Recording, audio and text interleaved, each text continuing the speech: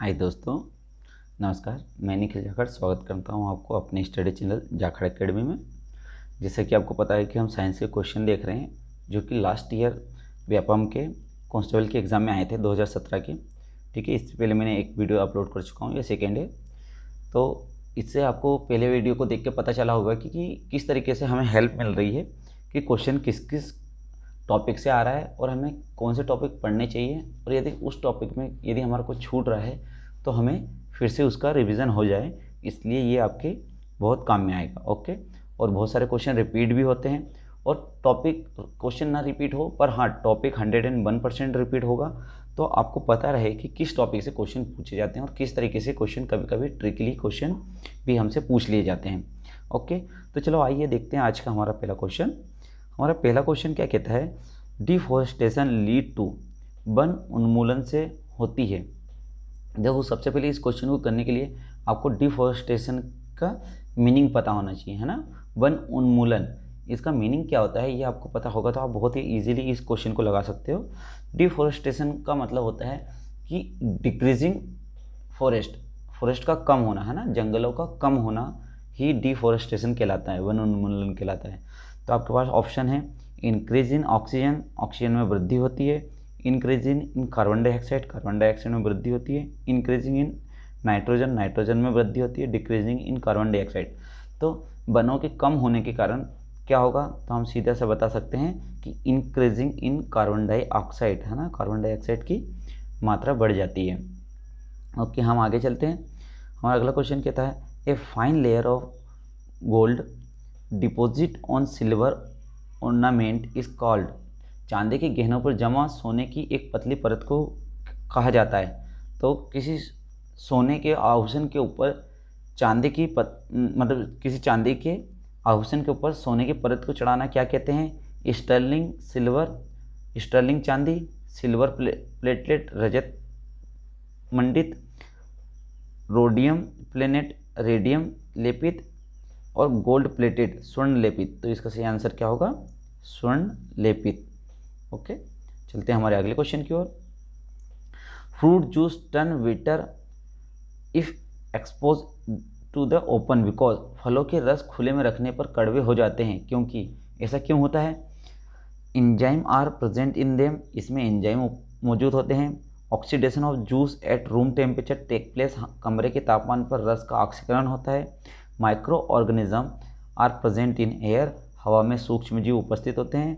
Fermentation take place by yeast cell, किण्वन खमीर कोशिकाओं द्वारा होता है ना, किण्वन खमीर कोशिकाओं द्वारा होता है। तो इसमें से किस कारण से जो हमारा फ्रूट जूस होता है यदि वो खुले में थोड़ी देर रखा रहे तो वो बीटर हो जाता है, कड़वा हो जाता है, ये हमसे पूछा गया। तो इसका सही आंसर क्या होगा, fermentation take place by yeast cells. Okay, fermentation का मतलब आप समझते हो, फर्मेंटेशन होता है जब माइक्रो ऑर्गेनिज्म ग्लूकोज को कन्वर्ट कर देते हैं एसिड में, और किस एसिड में कन्वर्ट करते हैं, एल्कोहल में। ओके, तो जब ग्लूकोज एल्कोहल में कन्वर्ट होता है इसे हम फर्मेंटेशन कहते हैं। ये माइक्रो ऑर्गेनिज्म जो कि ईस्ट एक माइक्रो ऑर्गेनिज्म है, आपको पता होगा, इसके द्वारा फर्मेंटेशन होता है। ओके, इतनी जानकारी आपके लिए है।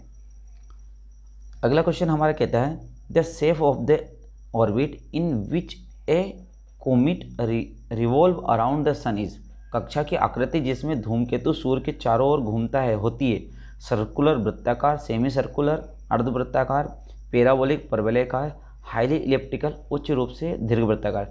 तो इसमें से किस शेप के ऑर्बिट में जो कोमिट्स होते हैं, जो धूमकेतु हैं, वो सूर्य के चक्कर लगाते हैं। तो आपका सही आंसर क्या होगा, हाईली इलिप्टिकल उच्च रूप से दीर्घवृत्ताकार। देखिए, जितने भी प्लेनेट हैं वो सन के चारों ओर जो चक्कर लगाता है वो इलिप्टिकल दीर्घवृत्ताकार मार्ग पर ही लगाता है ना। तो वो कॉमेट पूछे या कोई से भी प्लेनेट का नाम पूछ ले या अर्थ पूछ ले, ओके, तो ये सारे के सारे ही इलिप्टिकल ऑर्बिट में सन का चक्कर लगाते हैं। इस बात का आपको ध्यान रखना है ना। और कितने दिनों में हमारा अर्थ सन के चारों ओर चक्कर लगा लेता है, पूरा याद रखना, 365 दिन और 6 घंटे, है ना, पीछे के 6 घंटे नहीं भूलना। इसी के कारण जब 6-6 घंटे 4 साल में 24 घंटे हो जाते हैं तो 4 साल बाद लीप ईयर आता है ना, 3 साल बाद चौथे साल में लीप ईयर आता है इन 6 घंटों को कवर करने के लिए, है ना। तो 365 डे और 365 डे 6 आवर्स, इन दोनों में से आपका आंसर क्या होगा? 365 डे 6 आवर्स, है ना, 6 घंटे एक्स्ट्रा होते हैं, है ना, चक्कर लगाने में। चलो ठीक है, अगला क्वेश्चन क्या कहता है? A magnetic compass needle place near A current carrying wire show A deflection, the effect of electric current demonstration here is. धारा प्रवाहित होने वाले तार के निकट रखी हुई चुंबकीय कंपास की सुई विचलन दर्शाती है। यहाँ प्रदर्शित विद्युत धारा का प्रभाव निम्न है। The chemical effect of electric current, विद्युत धारा का रासायनिक प्रभाव। The heating effect of electric current, विद्युत धारा का ऊष्मीय प्रभाव। The magnetic effect of electric current, विद्युत धारा का चुंबकीय प्रभाव। The chemical effect of electric current, विद्युत धारा का यांत्रिक प्रभाव। तो इसमें आंसर हम सीधे से देख सकते हैं, विद्युत धारा का चुंबकीय प्रभाव। ओके, जब भी हम चुंबक को जो अपना कंपास होता है, मैग्नेटिक कंपास होता है, उसे यदि किसी तार के पास ले जाए जहाँ इलेक्ट्रिसिटी घूम रही हो तो हमारी नीडल घूमने लगती है। ओके, तो ये किस कारण होता है? The magnetic effect of electric current. A food chain always start with, खाद्य श्रृंखला सदैव खालिस्तान के साथ आरंभ होती है ना। तो नाइट्रोजन फिक्सेशन, नाइट्रोजन निर्धारीकरण। फोटोसिंथेसिस, प्रकाश संश्लेषण। डीके 6,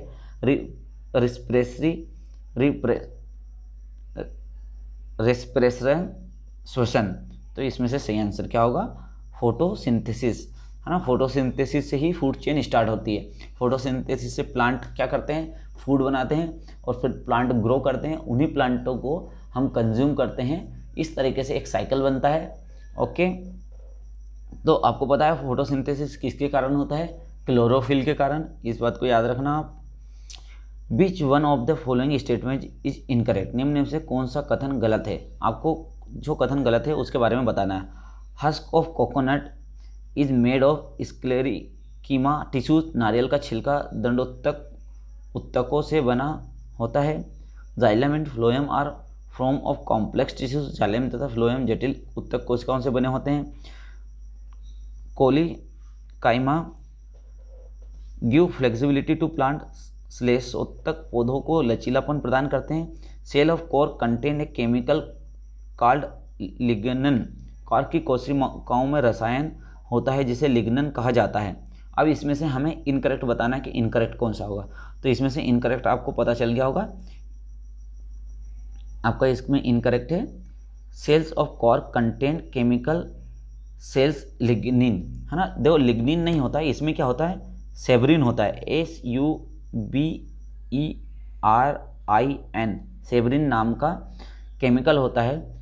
ओके, जो सेल्स पाई जाती हैं, कौन सी सेल्स पाई जाती हैं? कॉर्क के अंदर सेवरिन, है ना।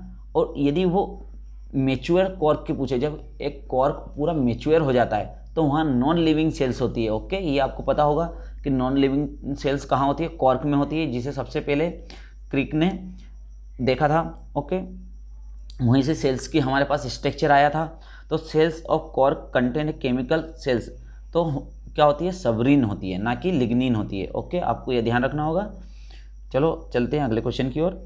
Name the group of animal which have haemocoel, पशुओं के उस समूह का नाम बताइए जिसमें रक्त गुहा होती है। एम्फीबियन, पेसिस, मत्स्य, आर्थ्रोपोडा एंड मोलास्का, एनालिडास। तो इसका सही आंसर क्या होगा? आर्थ्रोपोडास एंड मोलास्कास में हेमोकोल्स होते हैं, रक्त गुहा होती है ना, इसमें रक्त का संचरण होता है। किसमें? आर्थ्रोपोडा और मोलास्का में। ओके, हमारा अगला क्वेश्चन है rabies is cause by the bite of, rabies किसके काटने के कारण होता है? डॉग्स ओनली, सिर्फ कुत्ते। मंकी ओनली, सिर्फ बंदर। कैट ओनली, सिर्फ बिल्ली। All of the above. देखो हमने इसमें मैक्सिमम टाइम जो एग्जांपल देखा है वो डॉग देखते हैं कि रेबीज होता है डॉग के कारण, पर रेबीज इन तीनों के कारण होता है। तीनों में से कोई भी यदि आपको काट लेता है तो उसके कारण आपको रेबीज हो सकता है ना। हम कंफ्यूज हो सकते हैं इस क्वेश्चन में। हम हमेशा, क्योंकि कंफ्यूज होने का कारण है क्योंकि हम जब भी रेबीज के कॉज की बात करते हैं तो हम सिर्फ डॉग का एग्जांपल लेते हैं, हम बाकी का एग्जांपल नहीं लेते। बाकी डॉग, मंकी, केट किसी के भी काटने से रेबीज हो सकता है, आपको इसका ध्यान रखना होगा। अगला क्वेश्चन है a shiny brown colour element x on heating in air become black in colour, name the element x and the black coloured component form. वायु में एक चमकदार भूरे रंग का तत्व एक्स गर्म होने पर रंग में काला हो जाता है, तत्व X तथा निर्मित होने वाले काले रंग को यौगिक का नाम बताइए, है ना। तो X is copper and the black coloured component form in copper oxide Cu2O, है ना। Okay, X is copper and the black coloured component form in copper oxide CuO2, है ना। यहाँ पे ऊपर वाले में Cu2O है और नीचे Cu है। ओके, इस चीज़ का आपको ध्यान रखना है। X is silver Ag and the black coloured component from is silver oxide AgO, काले रंग का यौगिक silver oxide AgO। X iron Fe and black coloured component from is ferrous oxide FeO। तो इसमें से सही आंसर क्या होगा? इसमें से सही आंसर होगा CuO। ओके, तो Cu की जो बैलेंसिंग होती है वो -2 होती है, ऑक्सीजन की +2 होती है, तो ये CuO बनाता है। ओके, ना कि Cu2O। इस चीज़ का आप ध्यान रखिएगा। It is easier to carry a substance by, एक सूटकेस को कैसे ले जाना आसान होगा। ओके, हम एक सूटकेस को ले जा रहे हैं तो हमें किस तरीके से ले जाना चाहिए ताकि उसे ले जाना आसान हो। कैरिंग एट ऑन हेड, सिर पर ले जाकर। होल्डिंग एट हेड, हाथ में पकड़कर। Have roll fix on it, उस पर रोलर्स स्थित करके। Dragging it along the ground, जमीन पर घसीट कर। तो इसमें से सही आंसर आपको पता होगा, have roller fix on do it. तो ये किसके कारण होता है, क्या आप ये बता सकते हैं कि रोलर्स के कारण? क्योंकि हम यहाँ पे क्या कर देते हैं, फ्रिक्शन फोर्स जो होता है, जो फ्रिक्शन फोर्स होता है उसे हम कम कर देते हैं रोलर्स लगाकर, इसलिए रोलर्स से उसे ले जाना सबसे इजी होता है। लिथोस्फीयर कंसिस्ट ऑफ, स्थल मंडल में उपस्थित होते हैं। ओके, एयर वायु, लैंड और सॉइल, भूमि या मृदा, स्काई आकाश, वाटर बॉडी जल निकाय। तो जो लिथोस्फीयर होता है, स्थल मंडल होता है, उनमें क्या उपस्थित होता है? ये होता है इसमें लैंड और सॉइल, है ना। ये जो हमारा वायुमंडल होता है उसमें सबसे नीचे वाली परत की बात कर रहा है, तो सबसे नीचे वाली परत में लैंड और सॉइल होती हैं। The cells is the root apex and shoot apex are called meristematic because जड़ शीर्ष और प्रोहोर शीर्ष, प्रोहोर शीर्ष मतलब सबसे ऊपर वाले में कोशिकी विभाज्योत्पत्ति कहलाती हैं। क्यों? मेरिस्टेमेटिक और हिंदी में इसे कहते हैं विभाज्योत्पत्ति। किसे कहते हैं? रूट अपेक्स और शूट अपेक्स को। ऐसा क्यों होता है ये हमें बताना है। They help in the conduct of water and food, वे जल भोजन में प्रवाह के सहायक करती है। The different into different plant part, ये विभिन्न पौधों के भागों के अंतर करती है, प्लांट पार्ट्स, है ना।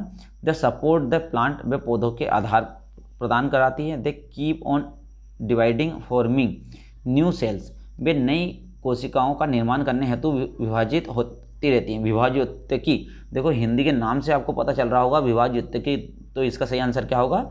लास्ट वाला। They keep on dividing formation new cells, है ना, विभाज्योत्पत्ति के कारण। हाँ, नेक्स्ट क्वेश्चन है, which of the following is are true when water change into ice, जब जल बर्फ में बदल जाता है तो निम्न में से कौन सा सत्य है?